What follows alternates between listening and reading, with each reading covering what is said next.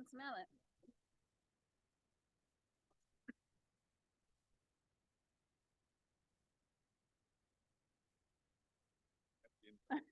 Because I turn on my mic. That's why I was like, I didn't do it. Sorry. Well, hello, everyone. Welcome to the January 23rd, 2024 City Council Work Session. Please let the record reflect that all council members are present with the exception of Councilmember Graff. Is he online by chance? Yeah, he said he probably wouldn't be, but okay. Well, we don't have to review the agenda, so I guess are we starting with Brandon talking to us about the zone text amendments for group dwellings? Welcome.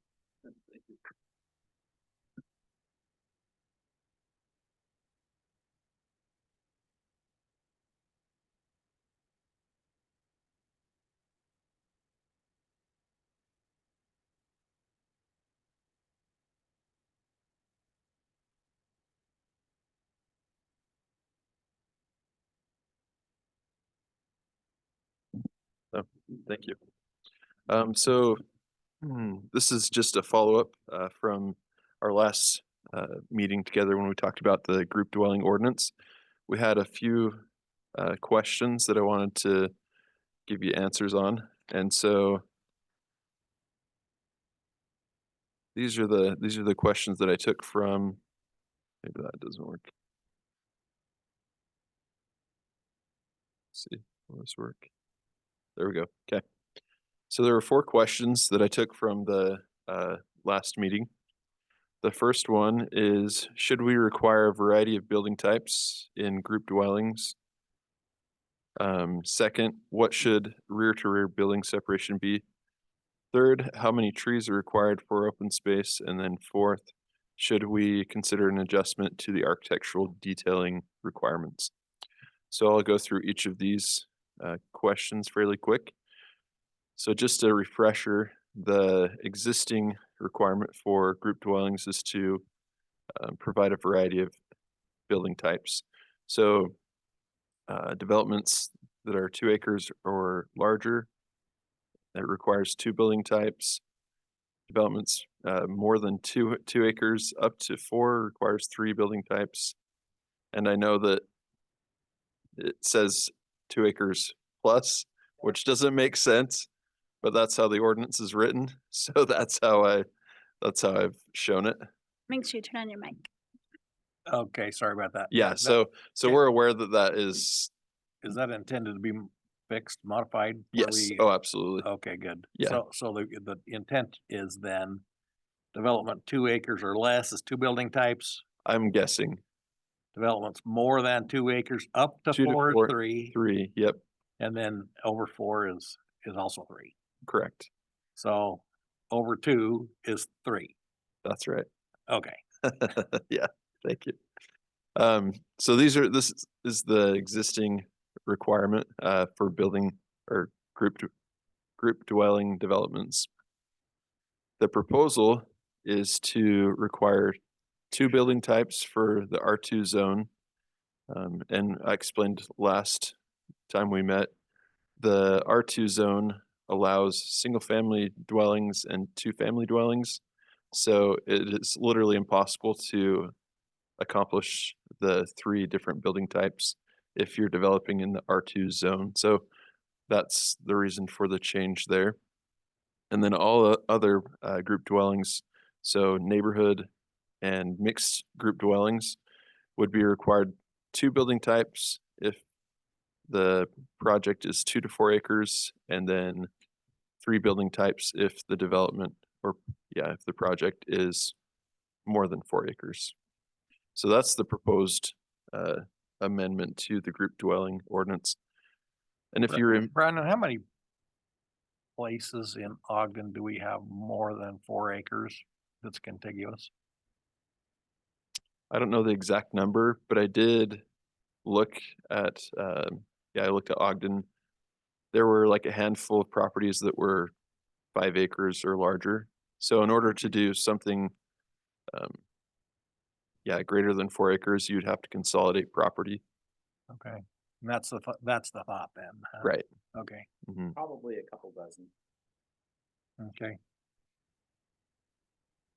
So if you remember, Mike Bastian, he's the applicant, and Mhm. he wanted us to explore the idea of not requiring building types for the group dwellings. And so I'm gonna go through um, some of the research that we did to give you our opinion and then see what you think. So we also, when we were working with Mike Bastian, with the R2 zone, we wanted to provide a couple or one additional option for a building type. So we said, if you want to do or develop in the R2 zone, we would consider building a different building type if it met the following list. So there's a list of items. Roof style would have to be different. The color, the siding materials, projections. So there's a list of things that we would consider um, if the developer wanted or needed an additional building type. So that was something that we had adjusted. Our opinion with requiring a variety of building types is that we think there is a benefit to the community to have a variety of building types. One, it allows for different households and it allows for different income levels. It also provides a variety of housing styles and less monotony. But we did want to explore and kind of give you an idea of what those look like. And so this is a project, it's called Mona Vista. This is a 9.6 acre project. It was developed as a group dwelling.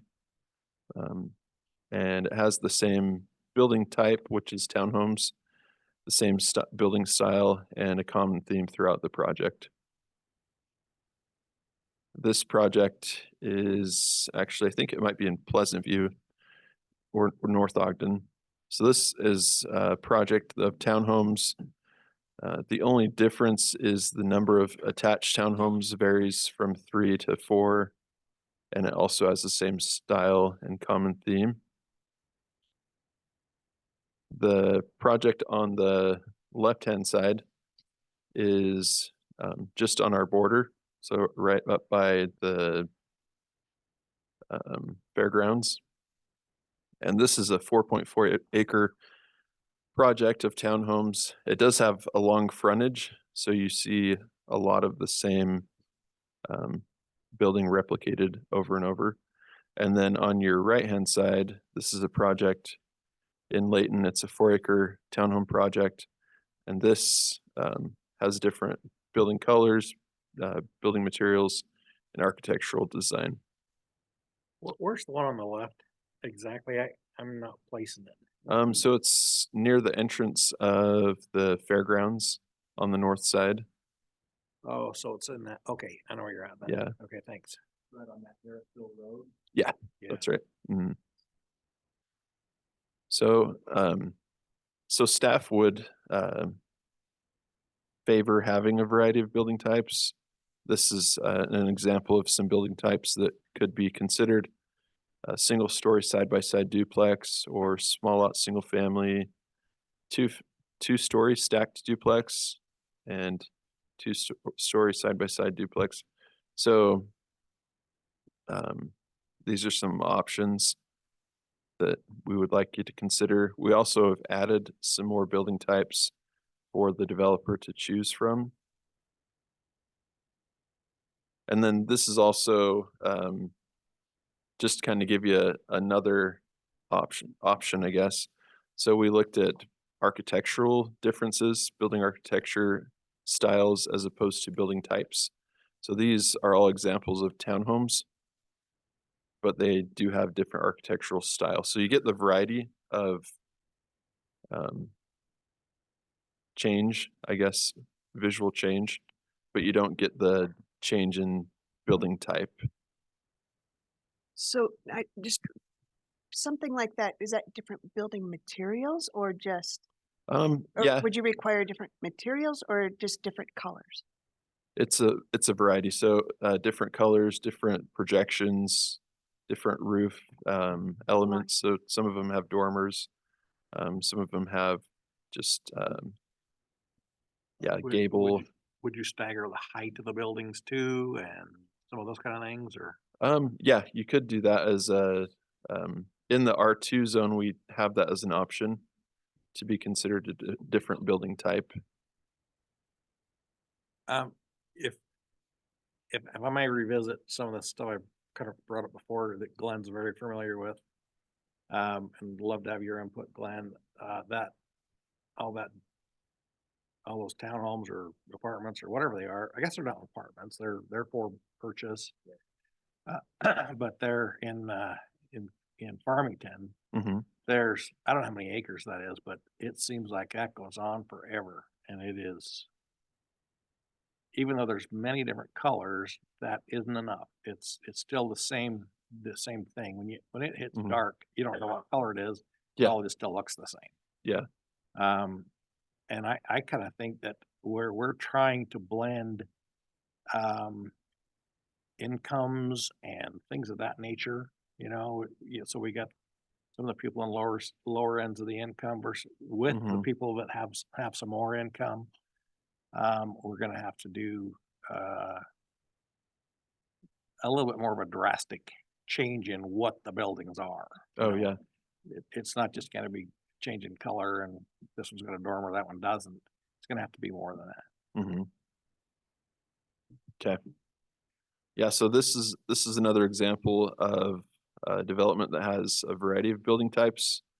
And the block is 4.4 acres, so it's similar to, the size of those two projects.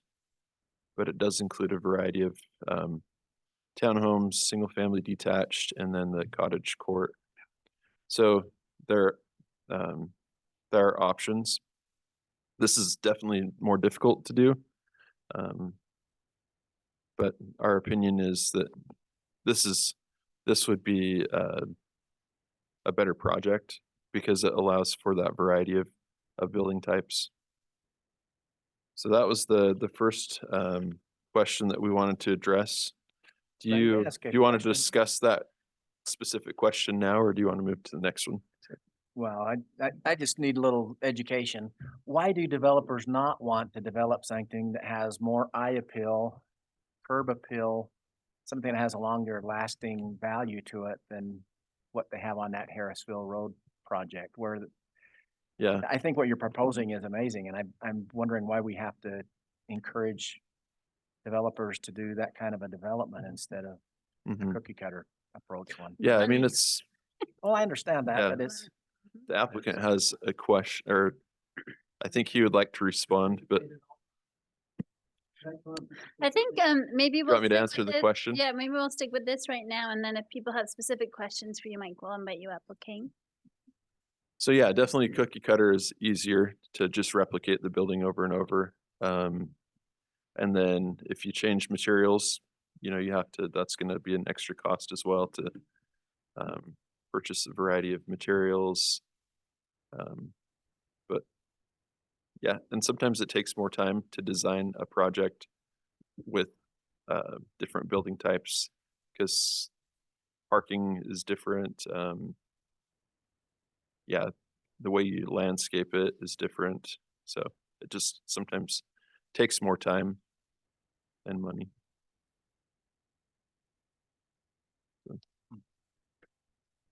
Okay, moving on. So the next question we had was building separation. So rear to rear separation.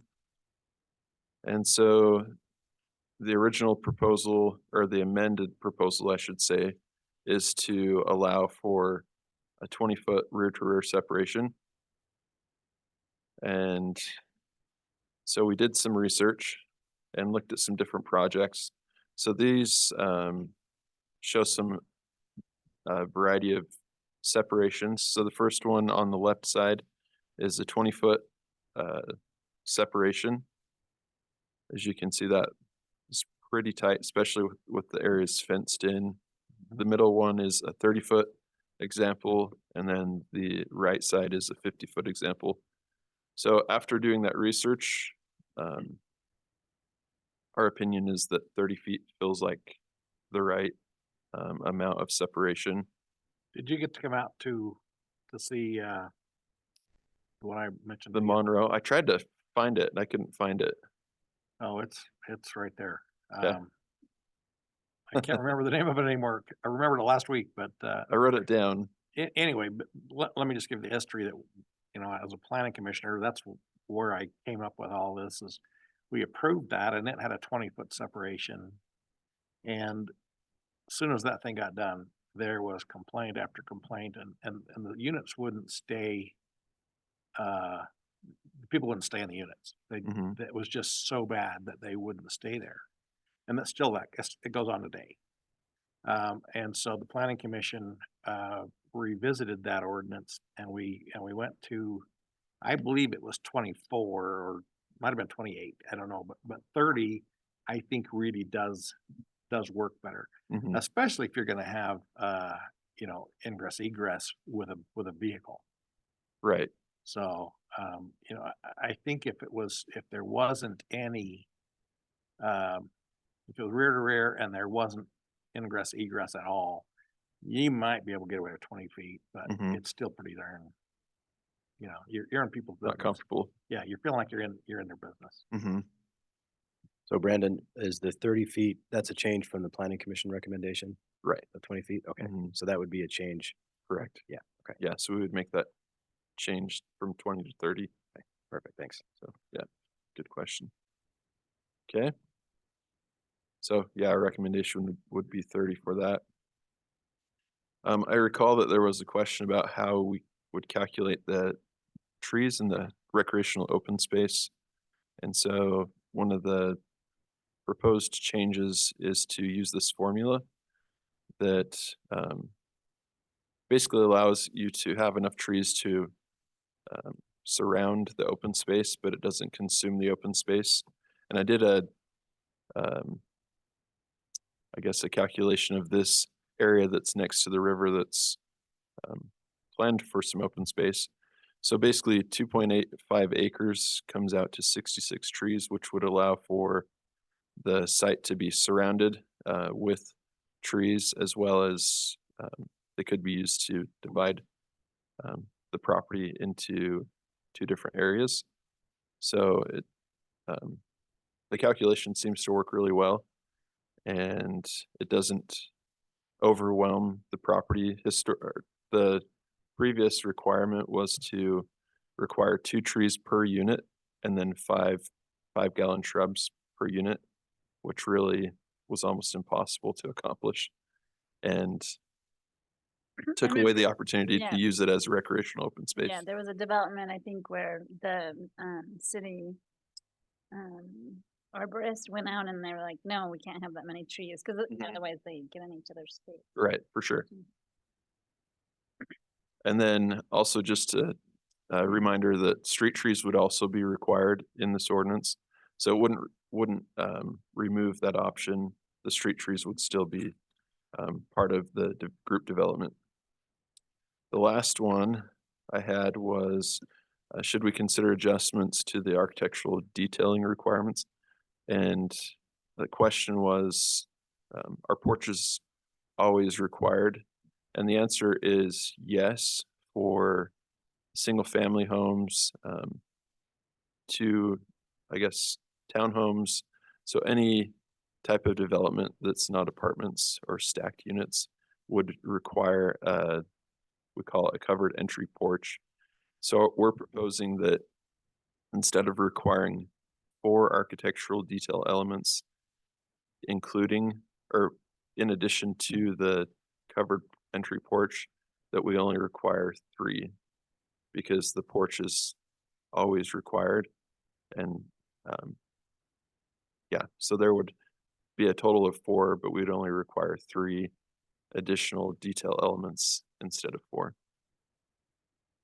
What's This the is list another of- change. What's the list of those? What's that? What are the list of elements that they can choose from those to get those other 3? Oh, I don't remember if I had it on here. I Yep, right here.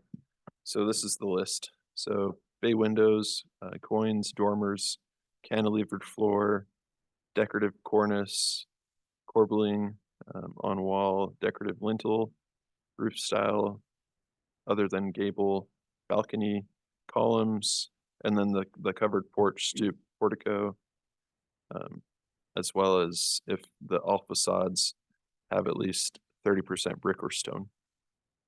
So we added a few of new options for the developer to choose from. Okay, thanks. Yep, you bet.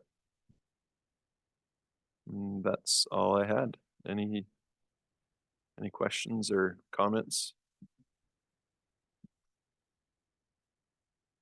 I'll go back to the 4.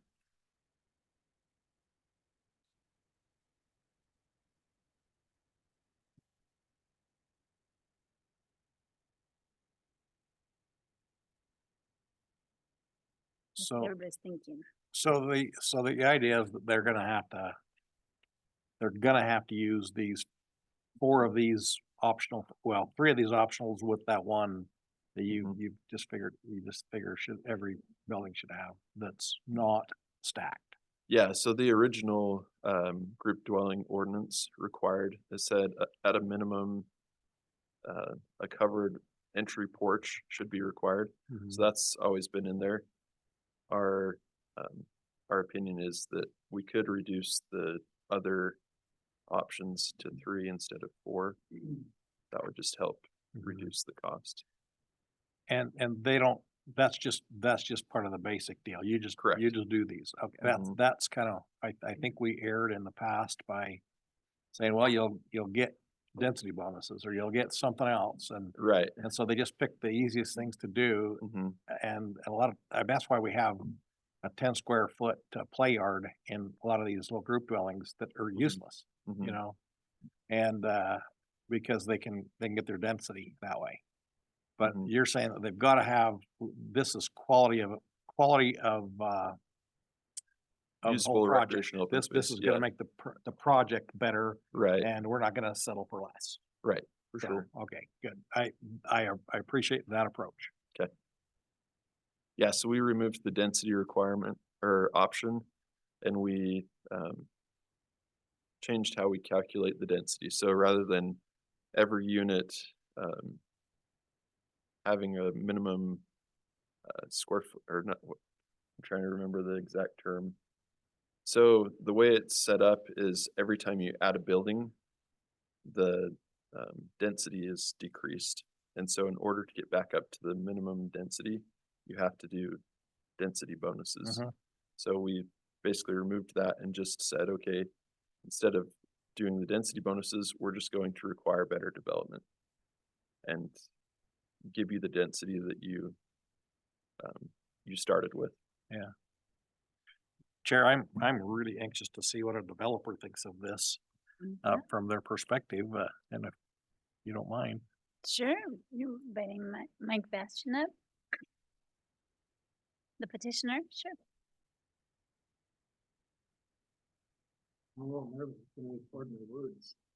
I did it the last time too, you just didn't know it.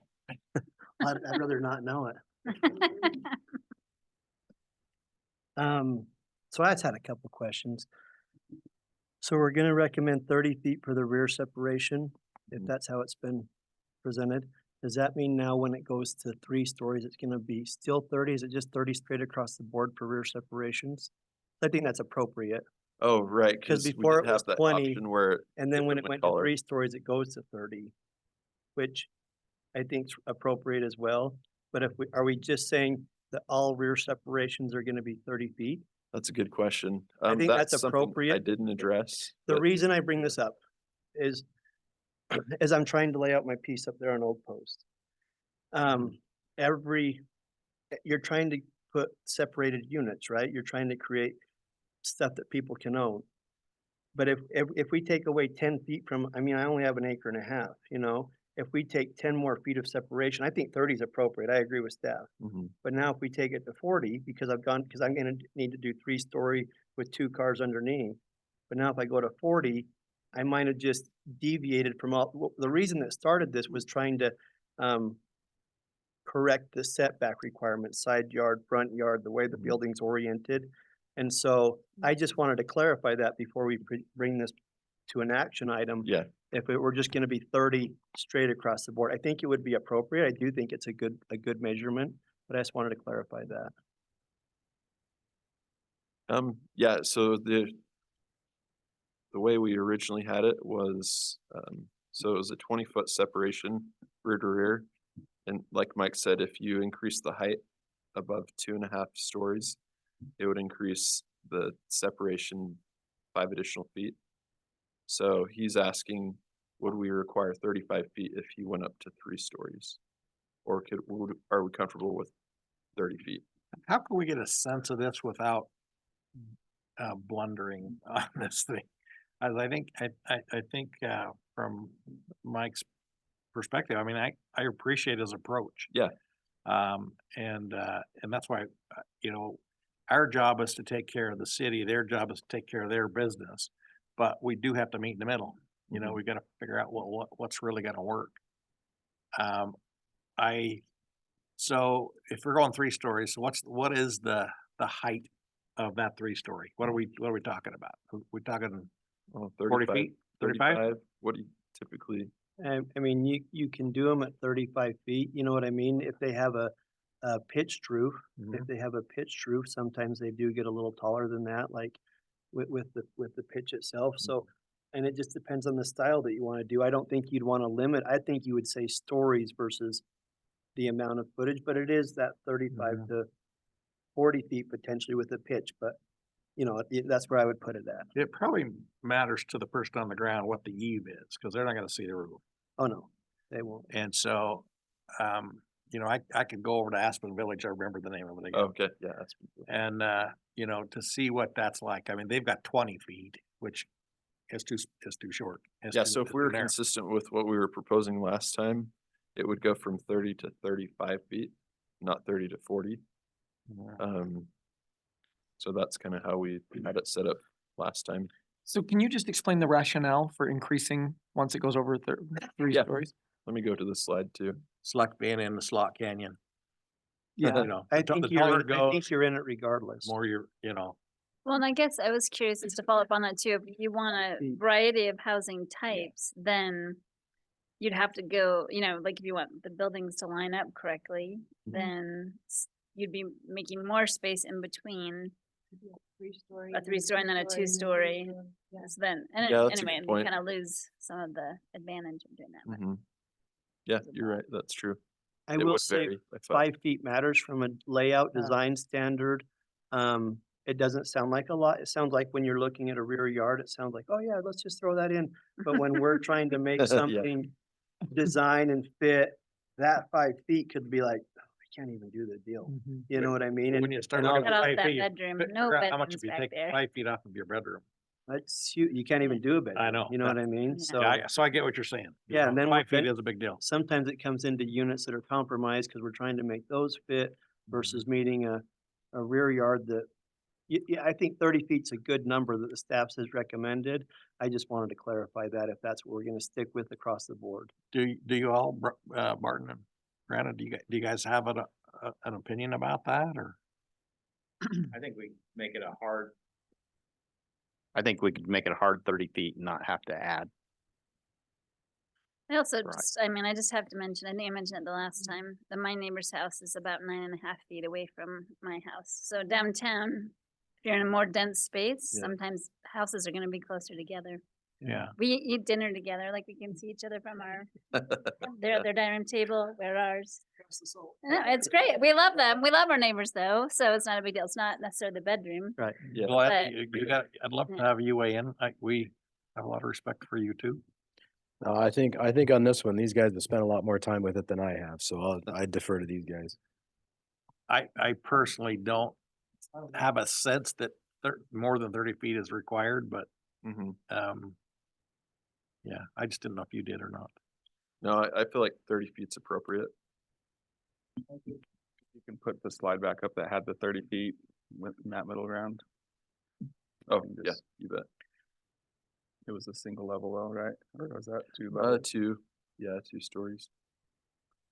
And that's from a drone though, so Yeah, it's a little yeah. harder, but at least it was something.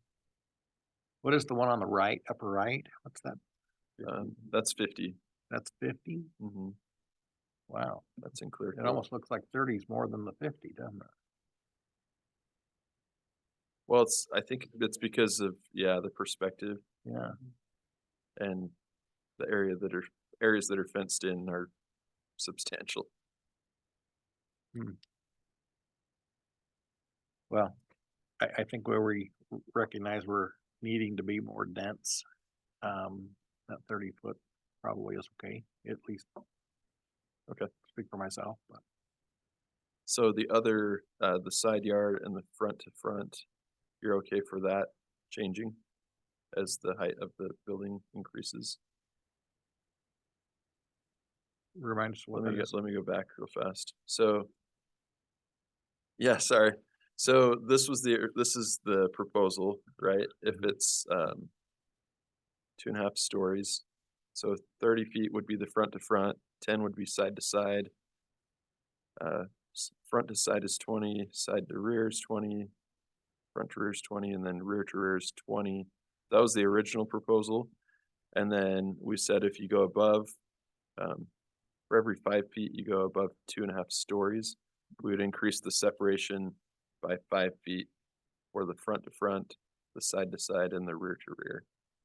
So I'm just saying if we say, okay, we're going with 30 for the rear to rear, regardless of the height changing, are we still comfortable with having the others increase? Sorry, Mike has a a question on this. Go for it. 9-foot ceilings are becoming really desirable, right? But if I'm being penalized by only 5 feet increments and not stories, Mm. I'm less incentivized to do a more quality product if I feel like, hey, my product would be better fit to have 9-foot mains and maybe 9-foot uppers, you know? I'm just throwing it out there. I'm not saying Yeah, that's no, what I'm that's planning, good. but now if I'm being penalized, and now I was gonna do a gabled roof, but now that gabled roof's gonna put me at 36 feet, 38 feet. And so, because I'm going a 3-story instead of a 2.5 story, but now now I gotta go 10 feet, Mm-hmm. you know? I would maybe say, I would say by stories. I would just recommend by stories, maybe not feet, because then that doesn't limit a person in their architectural design. You know what I'm saying? What if 20-foot ceilings become popular?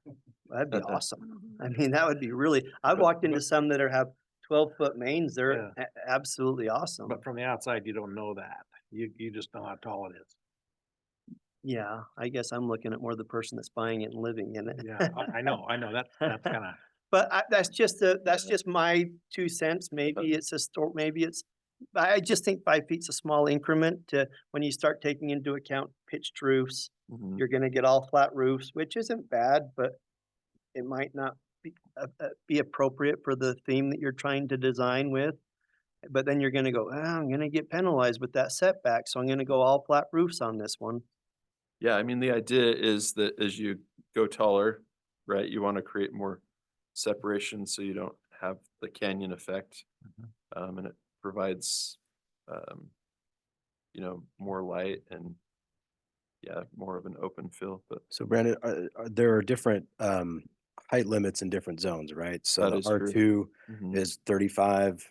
So mhm, that's sort of self-limiting in a way versus an R3 or an R4 where you could go taller. So you mhm. might need more of a separation because your building type is going to be different. Yeah. Versus an R2 zone where the tallest you can go is 35.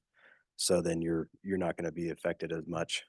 So Right, should it that's be, true. should the kind of variable setbacks not apply to some of the lower density zones versus the higher density zones, I guess is my question. Should that be a factor? Like maximum height? Just throwing it Yeah, out there. no, that's a good idea. These are good thoughts. That's a great thought. I feel like we've really tried, that's what's hard about the group dwelling. We talked about this with staff. We're trying to lump apartments, we're trying to lump townhomes, we're trying to lump all this stuff into one zone, one code. And it's really, really difficult because what we're really looking at here are townhomes. And that's what we want to create. That's what we want to incentivize a developer to be able to do, because it creates the ability to potentially have home ownership or individual ownership, which we want to promote. So that's really what we're trying to do. But then we come into the play of, well, you can do a 4-story apartment building though. So it makes it hard. Am I Oh, correct? absolutely. Oh, Yeah. For sure. So I don't know, just a thought, but and maybe I'm overthinking it. It's a complicated code. Maybe I'm overthinking it, but anyway, I thought I'd No, bring it it's up. good to hear your feedback, because, yeah, I mean, the concept is the taller you go, the more separation that you would want. I really don't see side to side being a big issue, at all. Uh-huh. I mean, the ones in the middle don't have any separation, I agree. That's a So, good point. you know, where there's no windows, Hmm. I don't know, there's really an issue. So maybe it is just front to front that we care Front about. is really the big thing in my mind, Hmm. you know? I think you can live with the 30-foot solid number for rear to rear. Hmm. Maybe, you know, the taller the building gets in the front, I mean, that's the living area. That's where people, you know, gather and Hmm. barbecue and whatever in that type of a development, I think. And the space is going to be valuable, you know, it's gonna be an amenity for the owner, Hmm. and therefore, I think that could grow as the height did. Hmm. And I don't think I really I just was jabbing a little bit of 20-foot ceilings thing. Yeah. I think maybe the stories probably is the issue. Uh-huh. We gotta go. Okay. Cause I do think it's kind of the eve that you have the sense of the height of the Would also building. be limited true. based on the zone height. Exactly, yeah. That's true. Hey, Yeah. look at me. I was right about something. Yeah. It's only taken 6 years. Awesome. So Rich, you're okay with if it goes higher, then it's a bigger setback just for front to front. You're okay with a hard number for the other ones? Yeah. Okay. Everybody else, how does everybody else feel about that? Does the setback, this is just the technicality, but just so I'm clear, is the setback from the main plane of the building, not the front porch? Right. Okay. Mhm. It's from the main Yeah, plane so of the the building. porch would, yeah, it's written in there The that front porch is allowed to, it could encroach. okay, and the rear porch, the rear patio Yes. is allowed to. It's not even the Uh-huh. cantilever that counts, is it? It's the No, it's the it's the foundation. plane. Yeah, Right. okay. Yep. Okay, thank you. Yeah. you bet. And then, so just for me, there were a couple examples. I apologize, a couple minutes late, but are we talking about, are we saying that you can do different building styles? Not different building types. Those are two big different Right. things. Yeah. One of the absolutely. examples was different Yeah. building styles. That's what I wanted to do. That's what I proposed. I think it's a great example to say, hey, I could do these kind of townhouses. I could shake it up with these kind of townhouses. That's what they're doing over here behind us here. It's a great example. So I just wanted to clarify, is that what we're going to approve? Different building styles? Or am I required to have different building types? And So, that could yeah. come into financing problems too for a developer, because now we're looking at, well, now I have potentially some apartments. I have single family. I have maybe some townhomes, and they're gonna look at comparables and what kind of other comparables are like this. I ran into this in Layton. They have a zone where you can do 2 duplexes on 1 tax ID number, and I couldn't find any comparables for it. I couldn't get financing. I built the project, and then they're like, well, we can't lend on that. There's no other comparables like that. Mm. And so I don't want to create something that might be, so that's my question. Are we allowing multiple building styles, or are we requiring different building types? So the proposal is for the building styles. But I just had some slides in there to give everyone an idea of what the difference is between a building type and a building style. Because I knew that was the direction you were hoping to go. I'm good with that. So I can have all townhomes in the project. I could just maybe have, this one has a 3-story over here, and this one has 2 stories, or this one has a different feel. I could do something like that. So it's all townhomes. That's what we're saying. Well, that would be, that would, what's that? In R2. R3 is required.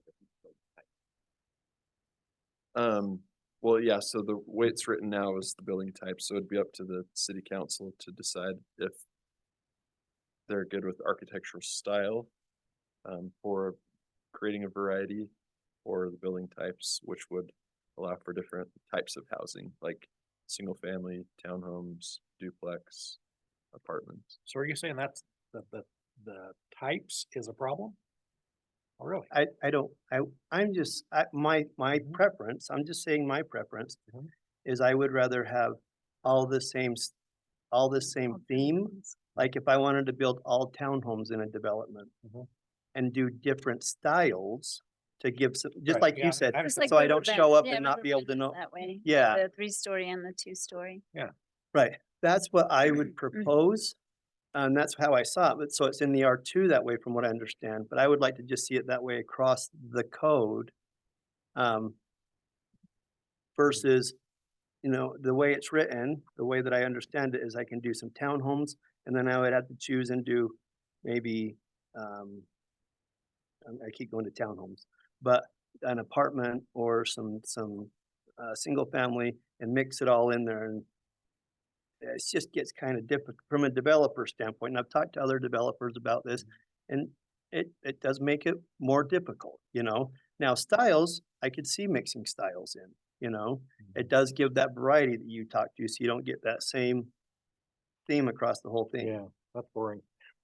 So I just wanted to clarify, however you guys decide, that's my 2 cents, and however you guys decide, that's how it'll be. Thanks so much for joining us, Mike. It was great to have you here. Thank Chair, you. could I, while we still have Mike, can you Yep. go to that, the menu item with all the sides? In other words, the items the optional items. Oh, for Like the- side dishes. It's like the side sorry. dishes Yeah, yeah, on the you menu. bet. I forgot exactly what I meant. This I one am- here. Kind of curious. No, that wasn't it. The Yeah, the one that Architectural showed the, detailing. or everybody the- has to have a porch, but then you can pick Oh, 3 of yes, these other ones. okay, you bet. I'm wanting to know if you can help educate me on how a developer looks at those kind of things and decides what you're gonna do.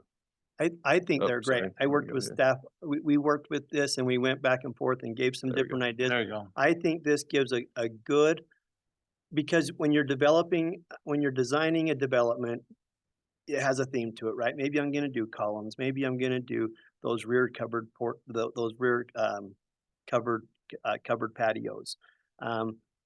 This gives good selection. I think this is great. And if we're gonna do 3 and require the front porch, I think this allows a developer to have good selection and get a good quality project. So I think this is a good list. So do you, I mean, I guess the cynic in me just says, a lot of developers are gonna say, hey, which one of these are the cheapest or the easiest to do?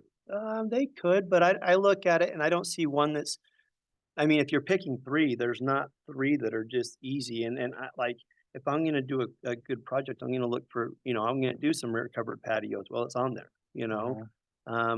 Maybe my design has cantilevers, or I'm gonna do a dormer in my design. But picking 3, you're gonna get good quality things in there. So I think this is a great list that staff came up with. Thanks, appreciate that. I like picking your brain as a You bet. developer, Thank so, you. because I've not been that, never gonna be, so need to understand. Thank you. What's the next steps, Glenn? Well, it sounds like we've got a couple of changes that we need to put in the ordinance itself, right? So the setbacks and the porch issue. Did you all want to have any more discussion on the building types or clarification on the building types versus building styles? Are you okay with that? The R2 zone is a little bit different than the rest of them. So if y'all are okay with that, then we would just make those couple of changes and then go ahead and notice it and move ahead. Do you mind turning on your mic? Sorry. Staff have any grief about either of those changes for any reason? The building, Okay, we'll work with you guys and legal perfect. to get those updated. And when that's ready, we'll post the public notice and we'll determine the date once Cool. we get that. So, All right, and thank we'll you. be in touch with you, Mike, and let you know when that is. Thank you. Thanks so much for coming. All right, thank you. Okay, oh, exciting.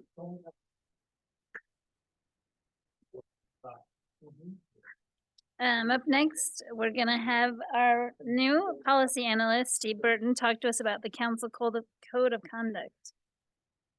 Sounds very serious.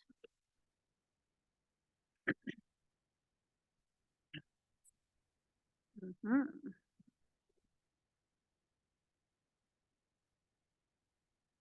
Awesome. All right. Good evening. Yeah, as you can tell by the title, this is going to be a thrilling conversation here. That's right.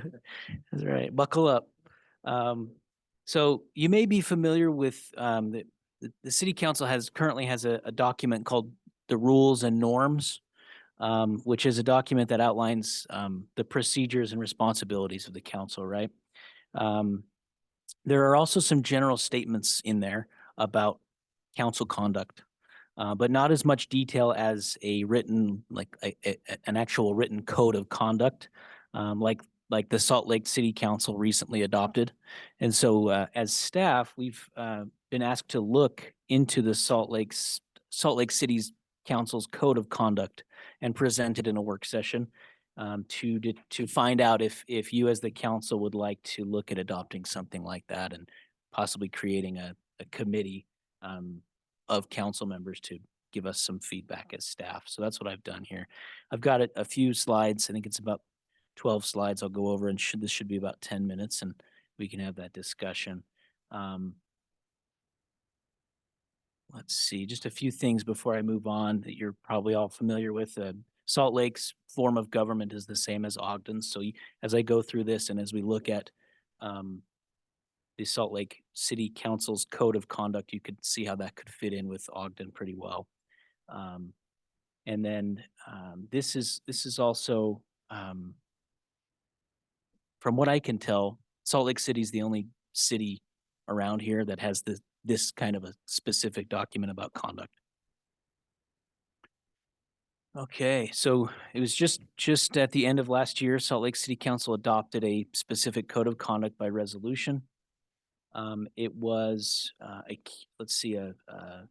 council member initiative, and that specific council member who sponsored the document felt that the city council at the time didn't have clear behavioral guidelines outside of the oath of office that's required by state code. The sponsor of the document felt that the city council needed some guidelines to remove the room for interpretation so that council member conduct was uniform.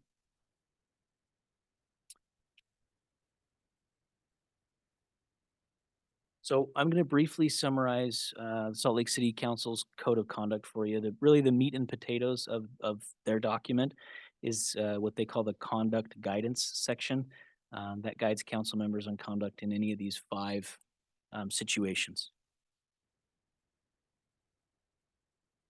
So the first is, as you see, conduct with colleagues.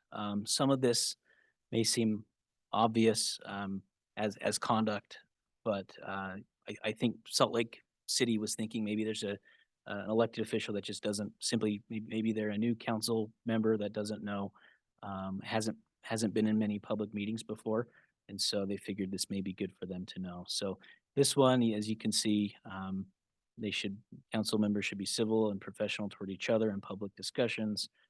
Council members shouldn't criticize each other in public meetings. If you look at number 3, they want this Salt Lake City Council wanted their council members to be aware that a lot of their communication as a council member when acting in the scope of their duties can be public record.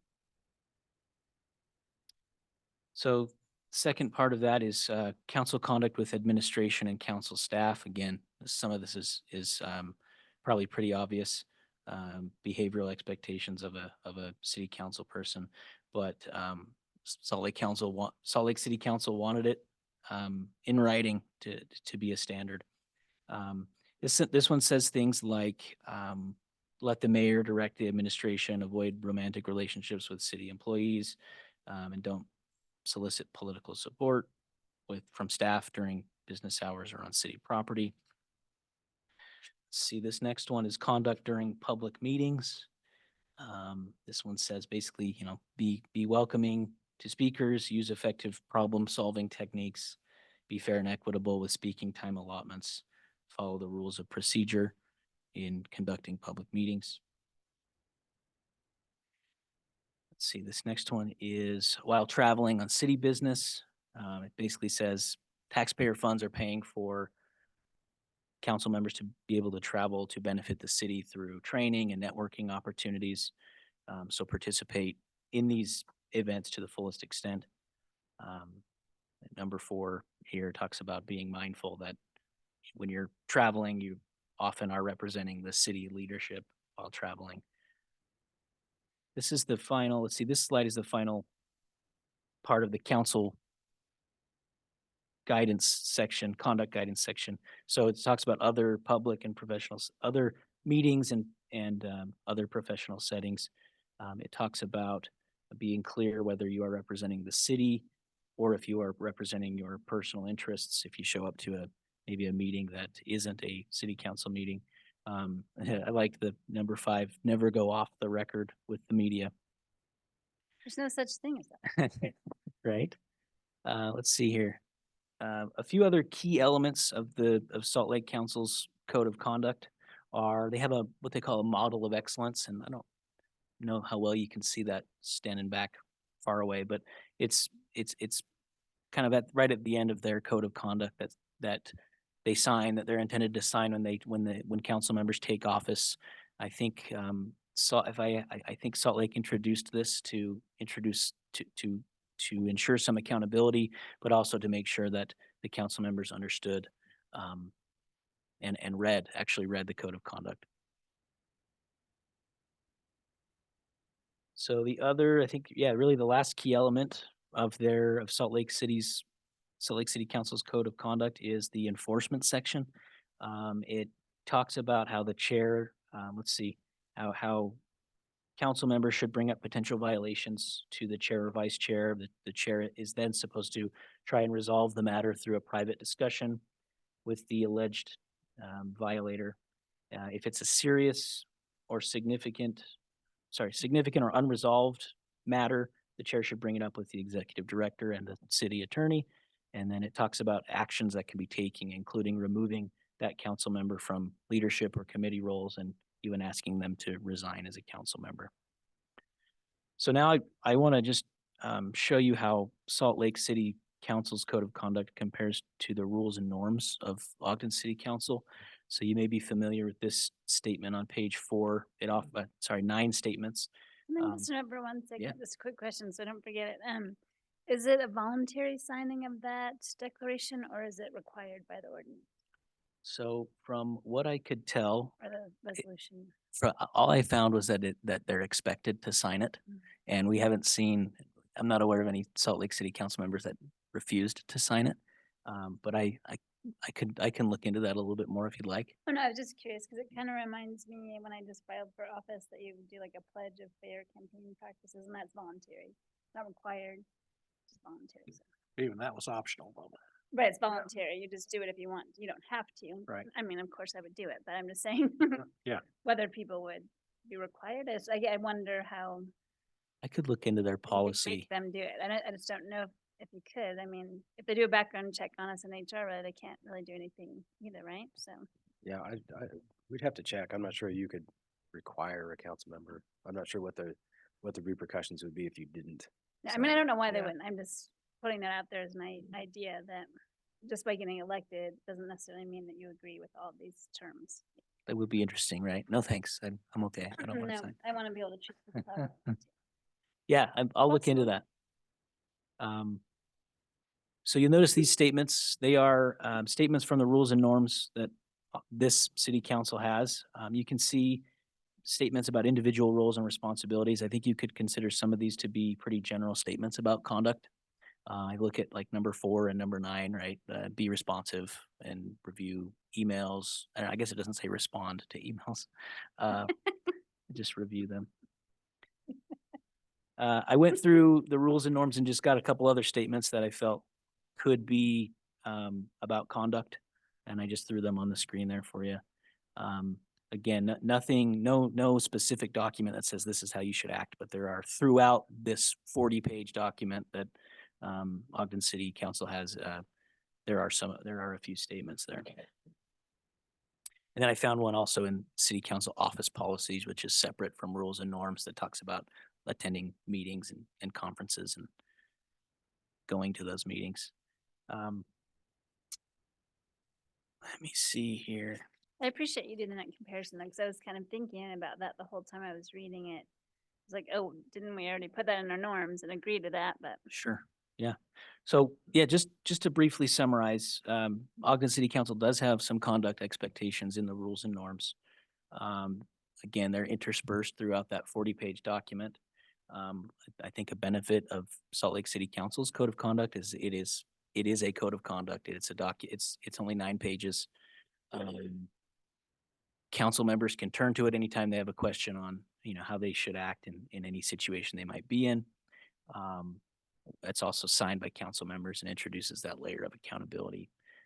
So that's what I've got for you. We'd love to hear your thoughts on doing something like this, and if you think that a committee should be created to look at this even more. So. one thing that I appreciated about this that I discussed a little bit with Janine and Glenn was that I think a lot of times I have, as a council member, I'm having a challenge, I will go to the staff to be like, hey, or can you talk to this person or what, And so I wonder if this helps to clarify. Sometimes we've had questions about roles of leadership, and it sort of puts on leadership first to maybe help deal with those issues, since they're the staff, right? They're going to have to work with everybody no matter what. So it might put them in an awkward position, but that's one thing I just thought was different about maybe our norms or how we have practiced in the past that I know of than what this policy would have. I think my initial thought was when this was, brought up to talk about, is that, I don't perceive there's a problem on the council on this in any way at this point, and that probably is the right time to implement something like this if we are going to do it. When there's, it's not like we're highlighting a specific council member and saying we need to do this to corral, whoever it is. It's just an idea of figuring out a way to maybe categorize those things a little bit better, and then I think every professional organization I belong to has some sort of code of ethics or some kind of a standard that you would attest to, and this to me is very similar in that.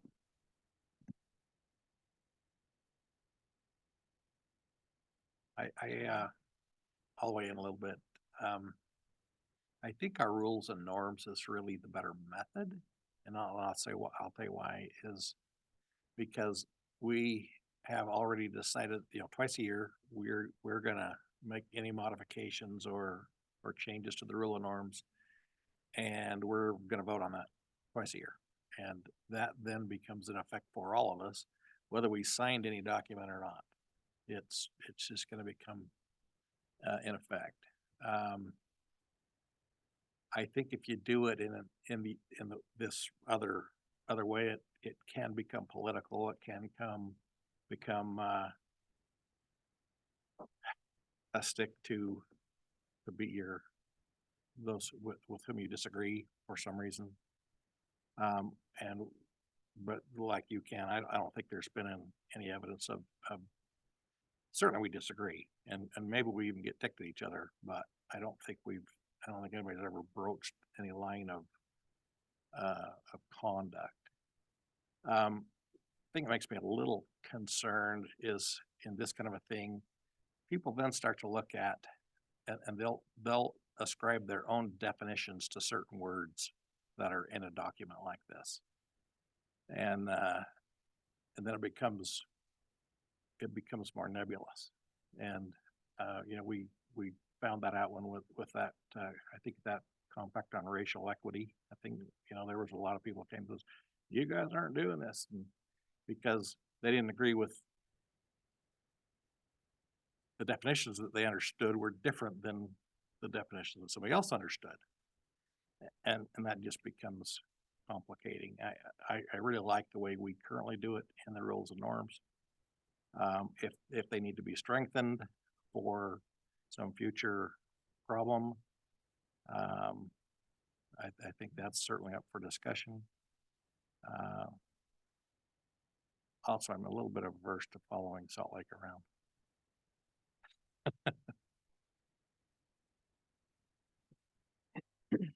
As someone that might have been on the other end of some conduct, I kind of disagree with you on that.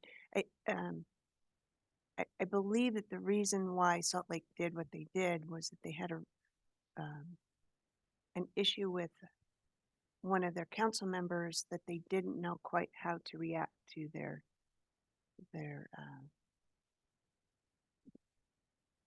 what? Their conduct. Their conduct. Conduct, And yeah. so, there wasn't any teeth in anything, so that, you know, they didn't know whether that person needed to resign or not resign, and so I think that that's why they did what they did. And I am in agreement with Ken. It's better to have something a little bit now before we have to have, if there's, hopefully we never have that issue, but. Well, that's where you and I agree. Mhm. You know, I don't disagree that if there's something that we could foresee, which is really kind of what this is all about, that we put it in the norms. Yeah, I agree, Will, and I think, one thing I would point out is I do feel like several of these things are covered in the norms, and then some of it's kind of covered in the training that the staff provides, which is really great. But after you've been on the council for a certain amount of years, you know, some of that stuff might start falling out of your awareness. And so I think, I mean, I definitely have heard feedback from people that haven't appreciated some of the conduct that we've had even in the 6 years I've been here.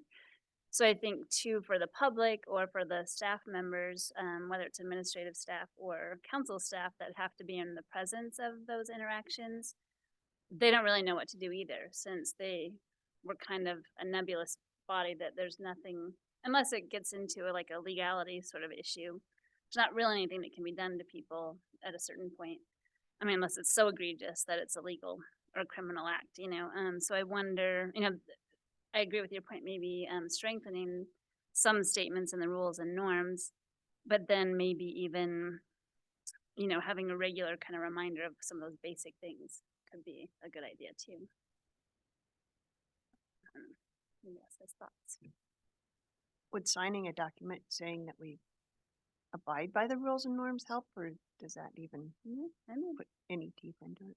it's a good way to review and like, oh yeah, I remember now I shouldn't do that thing, whatever. Kind of like the open act meetings Mhm. thing that we have to go through every year. Are you gonna say something about it? I mean, well, number one, I still don't think that that's provides teeth. I think, Mm. I think if I wanted to attack somebody in a council meeting or in here, I would feel justified in doing it, and nothing that you go. I think if you came at me with this, I would say, well, I was justified for these reasons. Mm. Does that make sense? I can't So- imagine you doing that, but yes, okay. But I do like to have the ability to do it. No, I agree. I think we can, I think we can strengthen some things. Maybe we can put them. I just. I will say, I think the culture in politics as a whole is changing. And I think I see it getting more and more argumentative, confrontational.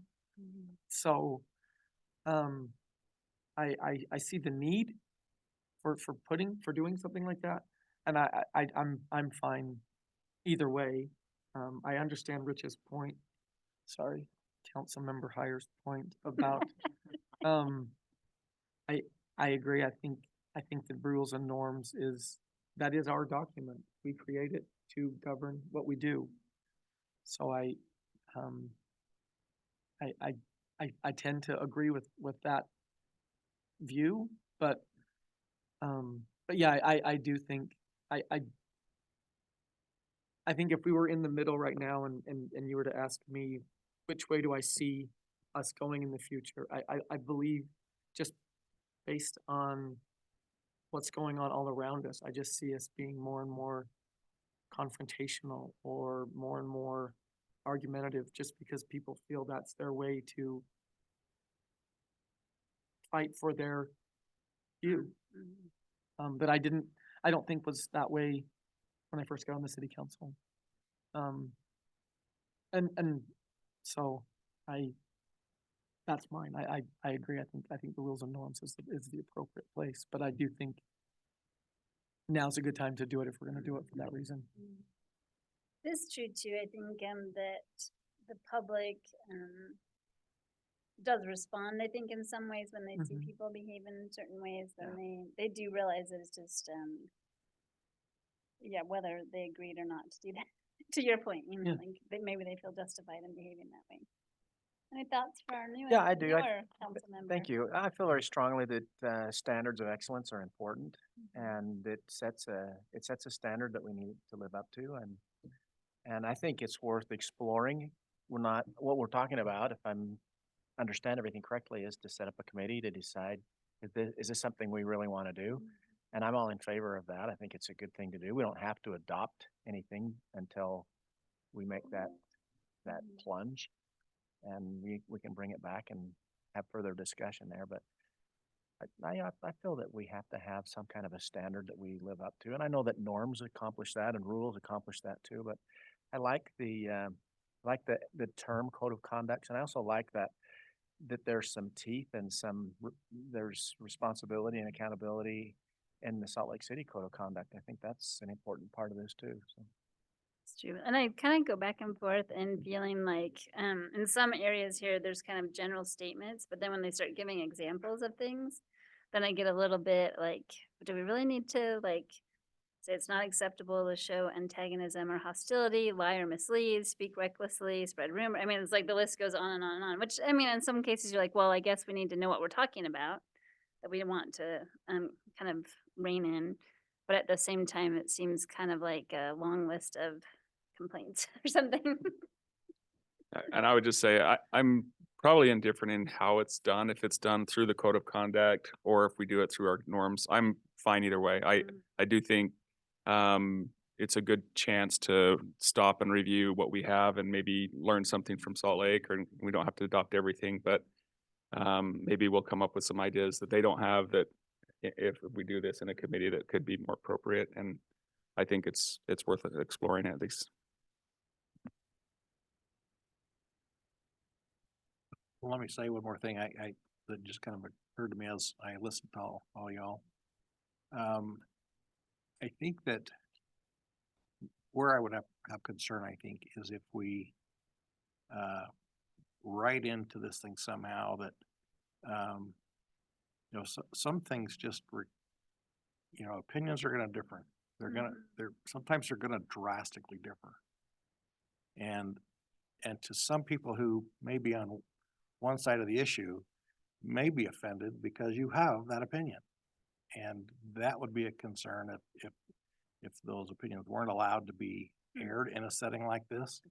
We had a point in time early on in my tenure as a council member where we didn't feel like we could say things, and it was pretty bland, and we were unprepared to do a lot of the things that we had to do because we couldn't air our opinions and our concerns. And so that's where I would, I'm very concerned if we had a document that says, well, yeah, if you've got this opinion, well, you can't say that because it's going to offend someone, because, you know, that's a free speech issue in my mind. Kind of, oh, go ahead. Sorry, and that's kind of how I felt. I feel we are 7 different individuals, like you said, and we come from different backgrounds and different upbringings, and we have different life experiences that shape the way we see certain things. And yes, some people will have stronger feelings towards certain things, and I think it's, and I use Amy Wicks a lot. Amy Wicks felt very passionate about certain things and fought 1 against 6 a lot on those things. And I don't think she was ever mean or demeaning or degrading or putting somebody down. It was just, she felt like she was elected to represent certain views and so she did that. But yeah, never once did we disagree and then walk out and think, well, I don't want to talk to her. She's upset me. She was always very cordial and great.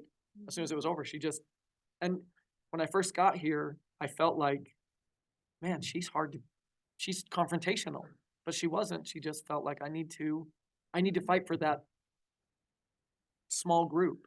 And she did. And I respected her a lot for doing that, because I thought she did it great. And then once it was over, it was over. And she felt like she did her job. So I agree with that.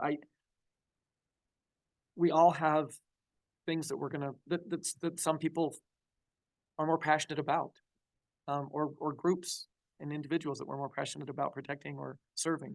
And yeah, I would hate to see us somehow diminish that passion or that responsibility because we're scared to.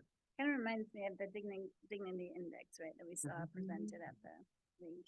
The disagree better. Yeah, Yeah. it might be a Concept, good yeah. thing to like have a little training on or I am something. kind of curious, what is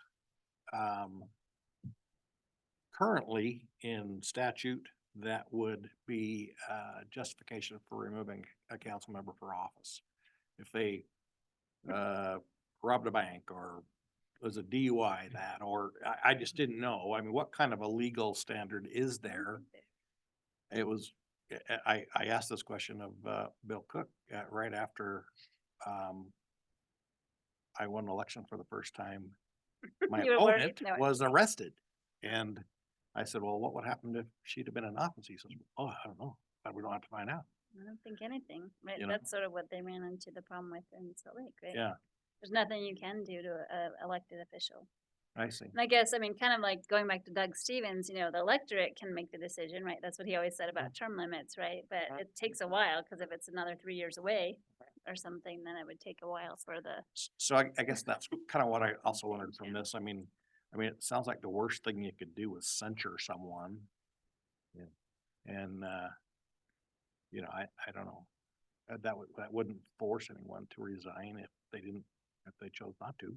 I think another thing, like I would think if I were in leadership and something was happening in a meeting and if I could refer to, I mean, probably could refer to our norms. I don't have them memorized, but, I could say, hey, according to our code of conduct, or something, or according to our norms, this is how we want to behave.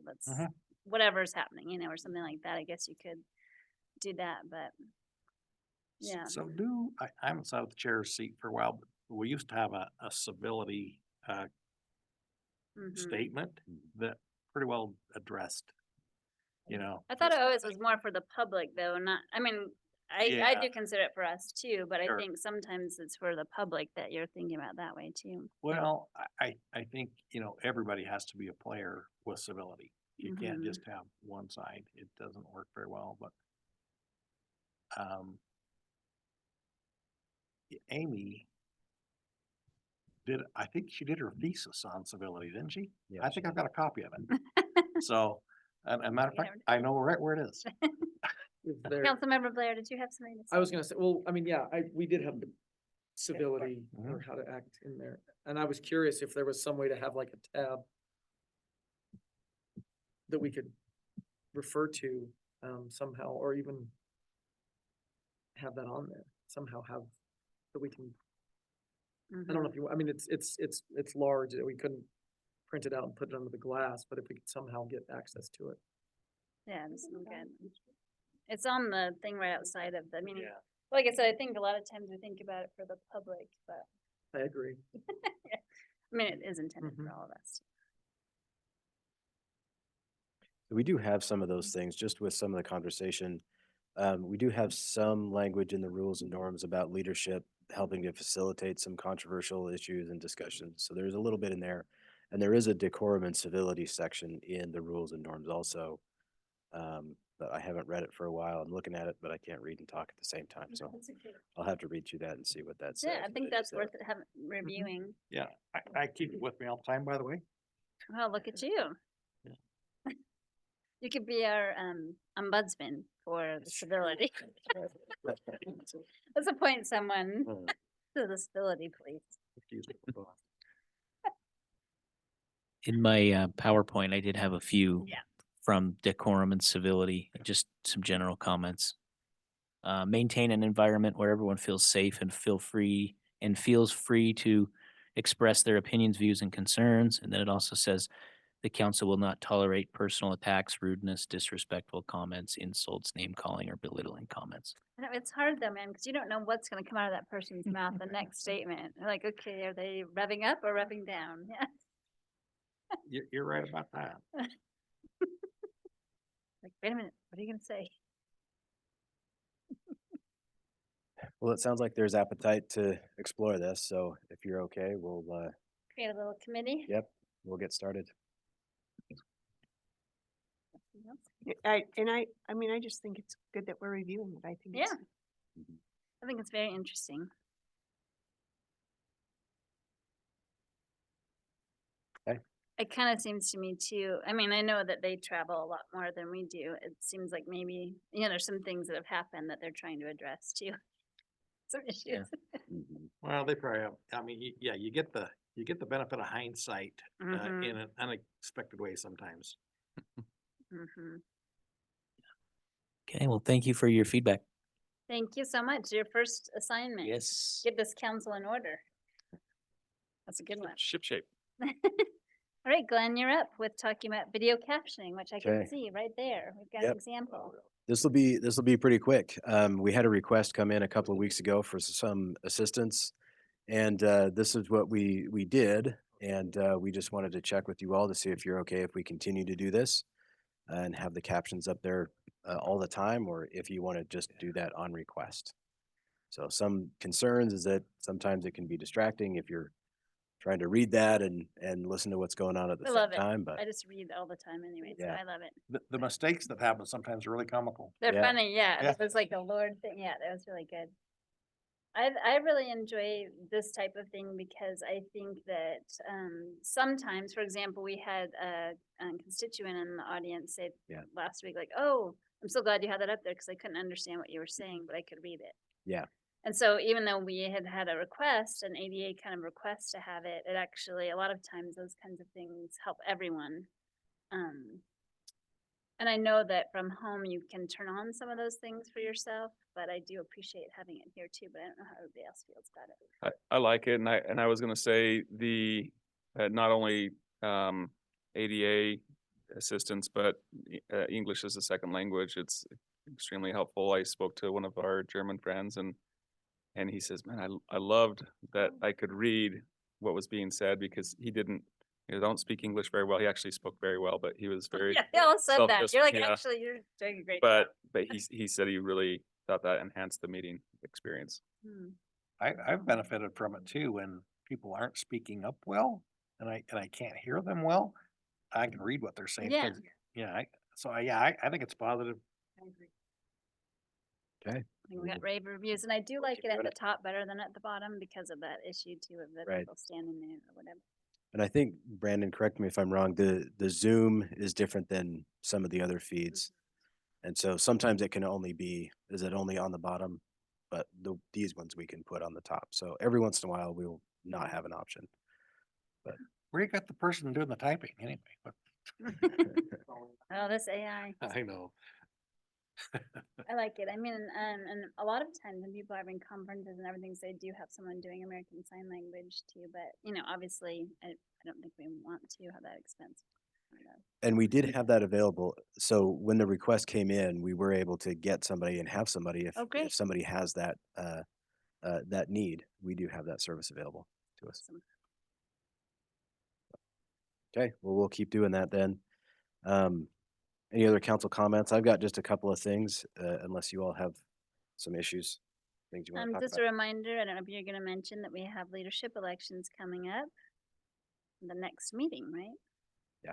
Yeah, because we don't have a meeting On- next week. yes. So First It'll one be in the February. next meeting. I'm not in a rush or anything. I'm just bringing that up. I've really enjoyed serving in leadership. She has a countdown chain. She tears one off every day. No, I don't either. I don't. Oh, yeah.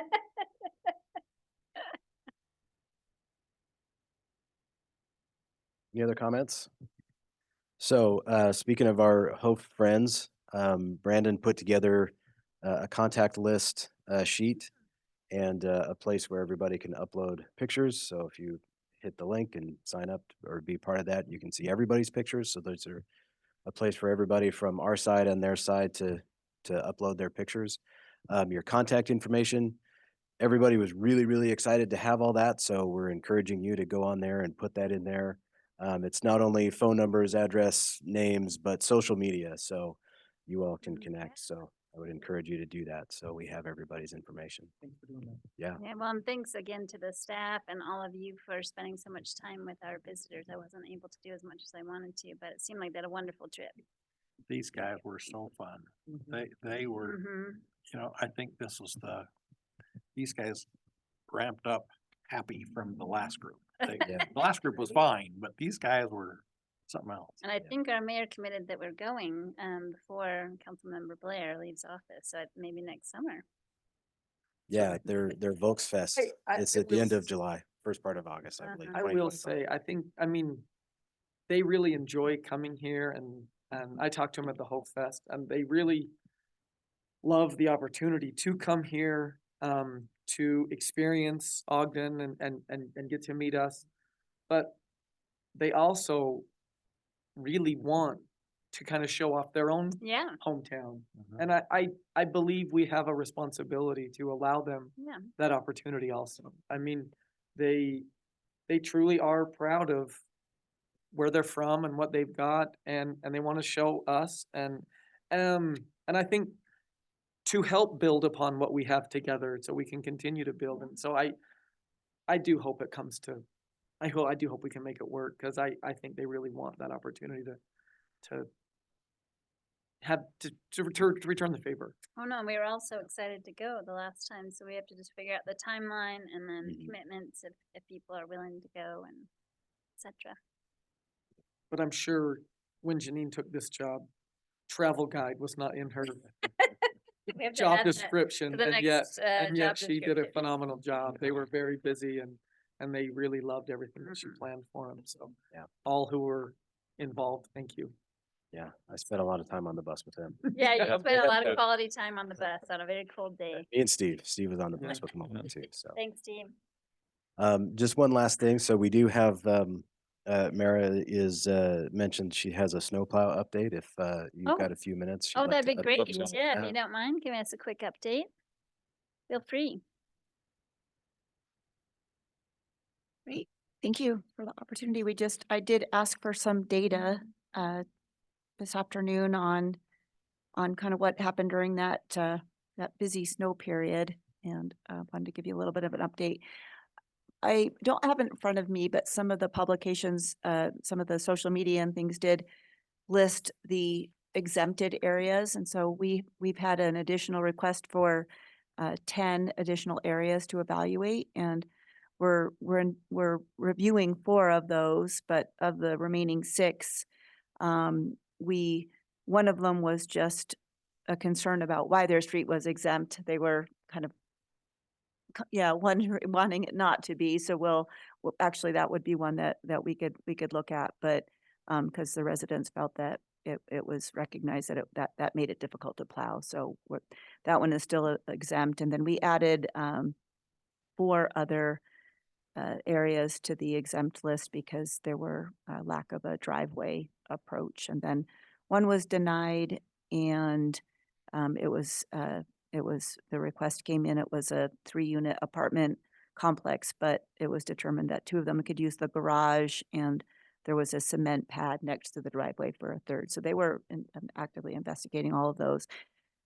We had close to 200 calls after that stormy period, and a lot of them were really to, just go back and plow again, get curb to curb. And, obviously you saw it, there were just still a lot of issues with all the cars on the street. And we did our best to meet all those and go back and did go back to get all those areas. We did have code enforcement just proceeded with the warning citations, and so we had over 240 warning citations that were issued, so no ticket. The police department, though, we did have parking citations that they weren't proactive enforcement, but it was these were all based on some plowing problems specifically due to snowbound vehicles, and then also complaints, so that they weren't going around proactively enforcing, but did need to issue some snow parking citations actually about. So that's something that we'll continue to watch. But we had, they actually had a stop phone calls that were coming into dispatch of individuals wanting ticket, these complaint calls because there were just too many. So they asked residents to go to the website and give the complaint there. So, but most of the communications that came in were from individual, residents wanting us to enforce the ordinance. And so that's kind of the update there. We're investigating a few things. We did, David Sawyer is here. He put together an excellent summary of the ordinance, and we provided that to all the, through to Ogden Downtown Alliance to distribute to 25th Street businesses, and just confirming that it is the responsibility of businesses to clear their sidewalks, including the ADA ramps that came up at council. And so that was distributed by ODA, and we'll go back and do a follow-up and see if they'd had any responses, or just to make sure that all of the businesses down there are covered in their communications. But we're just did that communication messages with the businesses down there, and encourage David, not only did he give the ordinances and the summary, but also encouraged businesses to carve out a path, just be extra friendly where we do have snow piling up on the curb, and we did our best to go out there with a smaller Kubota and get rid of all that, but just encourage businesses to also carve out a path from parking I spots saw a on the couple of street. those. Yeah, I saw a Mhm. couple of Yeah, those. so that, thanks to David who's here, I think a lot of them responded to that suggestion. So that's that was just my update. We'll continue to monitor, and if you we did respond to a lot of individual emails that came in, some that came from council members to go back and just, to try to get more of the road plowed when they weren't able to get curb to curb. So Did you get any, I guess, unwelcome comments from the people that got the warnings, or? not that I'm aware of, but there could have been some, but that wasn't data that came in. So I will also ask for that, not just the individuals that wanted, enforcement to Right. happen, but for those that might have been, that's possible, but I haven't heard any specific. And I asked a question, but I don't think there was an answer. Maybe you've thought about it since, is what is it that creates a self-imposed hardship versus what's a real hardship? Mhm. Have you guys thought about what that looks like? I'll go back, and I mean, I think some of that would probably be evaluated in those exemption requests. And so that's something that we'll look at. I think the one that came in that was denied, it seemed like they had the off-street parking available, Okay.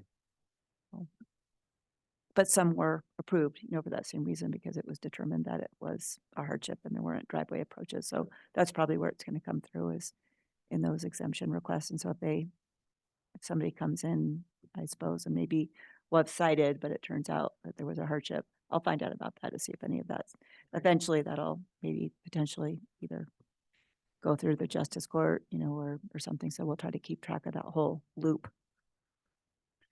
Mary, you kind of indicated, so there was one that was an exempted street that they petitioned to have it removed from being Mhm. exempted. So because far, they- yeah. Because they could see that they wanted to have the street cleared. And I would Mhm. say, I don't know how that message goes out, that even on an exempted street, the goal would be to eventually have it cleared. And, Mhm. I don't know, I mean, it's not, you're not going to be ticketed or fined or anything, but anything you can do if you're living in that area to you see the plows coming, get out and move and make it possible, because once it's cleared, then you can park there. So I don't know how that message goes out to those areas that, yes, you're exempted, yes, you're not gonna get a ticket, but yeah, how can we partner together to clear the street? Mhm.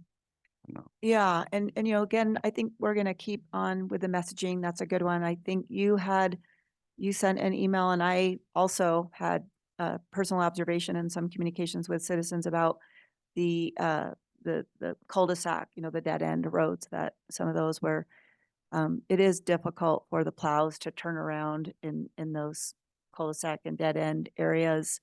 And those are some where we asked them to go back, but cars were still parked on the side. So it is a challenge. And so we definitely would encourage cooperation from residents and doing their best to, especially in those areas which they observe are really challenging for the snowplows.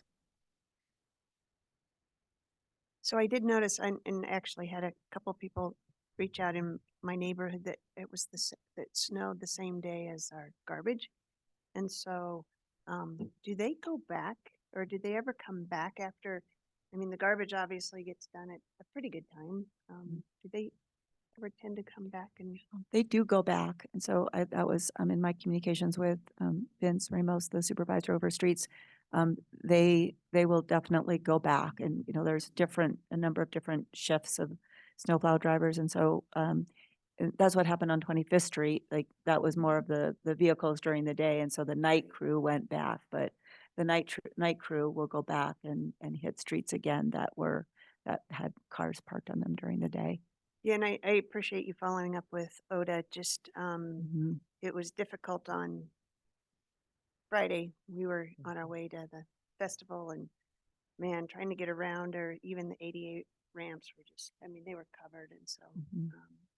yeah, anything to help them understand that would be great. Mhm. Thanks, David. Mara, I doubt you have it now, but it would be interesting for me to know, I mean, that was a week, we'll just say a week of snow. What amount of hours do we have, city hours in snow removal for something like that? I would be very curious to know what a storm, how many man hours we have Mhm. for, you know, in a for a storm like that. Okay. Cause yeah, I know they came, yeah, that was mine. Garbage was out and then, but they did come back. So I mean, it's more than once on my street. I know that. I'll confirm that. I'm just thinking now that I may have seen some of that data, so I will. That'd be that great. we were Thank you. already I liked looking at the that. so I'll bring social that. media posts that had like the It- amount of miles and that Ye- stuff. Yeah, that I was think really that's good. that's Yeah. right. That's now that thanks for that. Yeah. I don't know if it's the I total It I showed, saw it showed that. 648 hours on that social media post. Wow. for that date. For that Saturday, that was time? starting Saturday, January 13th, and then this was posted 6 days ago. Yeah. So through that time, and then it said end time ongoing. So up to that point, they had 648 hours. Okay, thank you. Thank you. Thanks so much for that update. Okay, you're very welcome. All right, I'd say we adjourn. Oh, Oh, can I- you have so- yes, please. So go ahead. before you leave, there were 3 items, and I can't remember because I, of course, wrote them down on a different piece of paper. So how are we tracking items when we ask administration to come back to us? I think one was Wildlife Refuge Center, one was the airport hangar, lease hangars, and one was the contract with industry, but it's not industry. Q factor. What, yeah, Or Mhm. yeah. whatever. Mhm. I think Ma- that yeah. staff keeps track of that.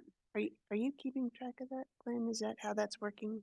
Yeah, I can't say how Janina's doing it, if she like keeps a formal list somewhere.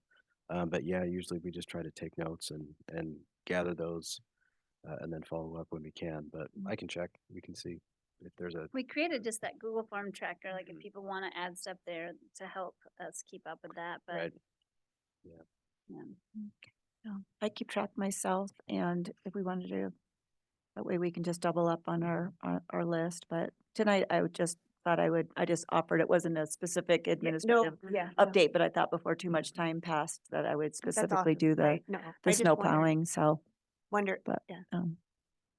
yeah, I try to keep track as well. And actually through my regular communications with the council staff, we have a list that, you know, we're coordinating. So it probably goes from you to the staff and then to me. So we're in regular communication apart, you know, just about all those items.